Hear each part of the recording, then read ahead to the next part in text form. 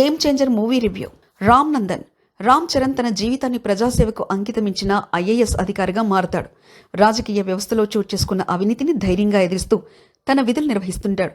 అయితే అతని సామాజిక పోరాటం రాజకీయ నాయకుడు మోపిదేవి ఎస్జే సూర్యతో విభేదాలకు దారితీస్తుంది. ఈ క్రమంలో తన కుటుంబం, తన ప్రేమ మరియు సమాజం కోసం చేసే పోరాటం కథను ముందుకు తీసుకెళ్తుంది. విశ్లేషణ.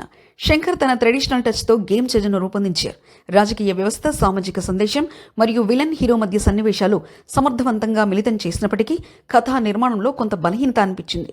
మొదటి అర్ధభాగంలో రామ్ చరణ్ పాత్ర పరిచయం, ఐఏఎస్ అధికార వ్యవస్థను మార్చే ప్రయత్నాలు ఆకట్టుకుంటాయి.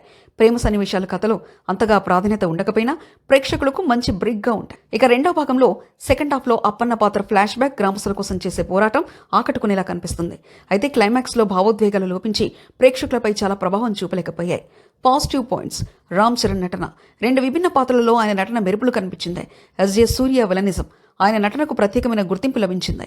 తమన్ సంగీతం, బ్యాక్గ్రౌండ్ స్కోర్ బాగా ఆకట్టుకుంది.